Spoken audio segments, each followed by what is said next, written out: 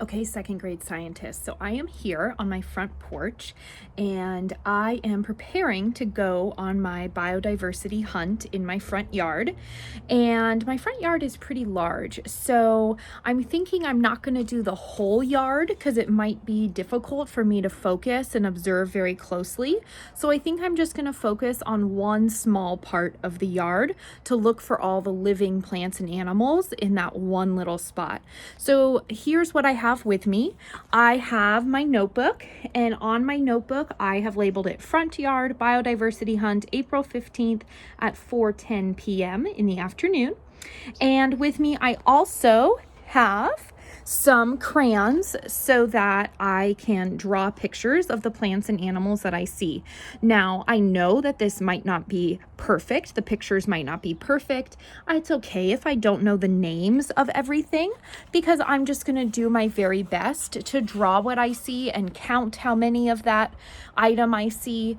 And yeah, so I am going to pick a smaller area of my front yard. I am going to go, it's bright today and warm, nice spring weather. I'm going to go over to the front of our house here, and this is by the street. So let me show you. There's this area. Here's my house behind us, okay?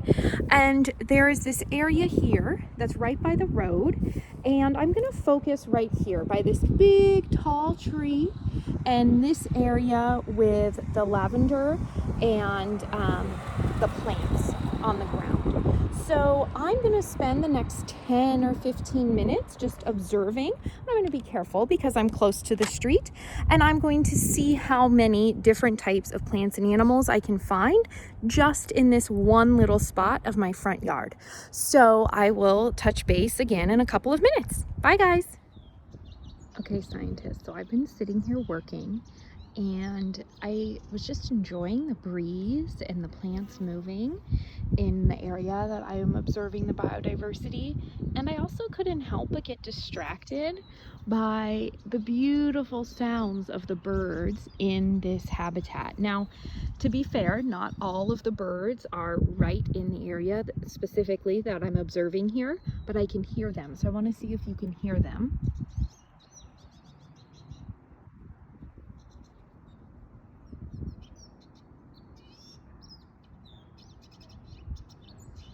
I think they're across the street in my neighbor's tree, but I just wanted you to get an idea of how fun this can be and actually how calming this can be.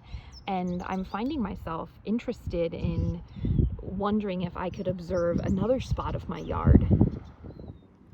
Okay, scientists, so as I've been working, I started to realize that on this biodiversity hunt, I was looking at all of the plants that I can see on the surface of the soil and some of the birds and the animals that I can see in the air, but I forgot to look in the soil. So I started to dig a little hole. And it's not a very big hole because I don't want to make my husband mad and I don't want to have to fix it.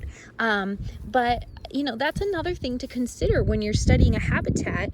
You might want to dig a little hole or clear a little space so that you can observe the insects and the worms or any other grubs that you might find in the soil. And I know that there's others here. I would just need to dig a larger hole in a bigger space, which I'm not going to do today, but that does give you an idea of another way you could add to your biodiversity hunt. But make sure you ask your adults first before you go digging up holes in an area of your yard.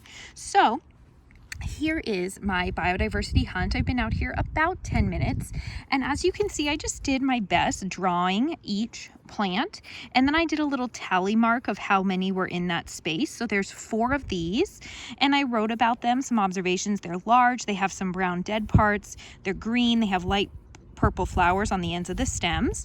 I also observed lots of bees. They're visiting the purple flowers and they're buzzing. I mean, and this is a lot of bees just in the few minutes I was looking at that area. I also found what I would call weeds, kind of 2 different types growing. And here's how many I found that look like this and how many I found like this. There's the dirt and the tan bark that cover the soil here. There's one big tree in this small area I am observing. It has new leaves growing.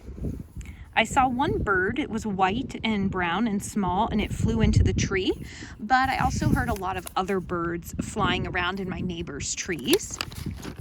And then there are 3 of these plants, and here's a picture that I drew, and here is the actual plant right in front of you. So you can tell it's not perfect, but I did my best. There's 3 of these plants. They're under the tree, they're low to the ground, and they're wide. And then here's where I wrote about the birds that are chirping, but I can't see them to draw them. So I'm gonna finish up my activity, and the next time that I do this, if I was gonna do this again in another part of my yard, maybe the backyard or at the park, one thing I might do differently is bring a little shovel to be able to dig a little bit and then fix it when I'm done to look in the soil. I also might bring a timer. I suppose I could have set a timer on my phone to see, how long I've been in that place. And I also might bring a ruler if I want to measure the size and the height of the different living organisms so that I can record.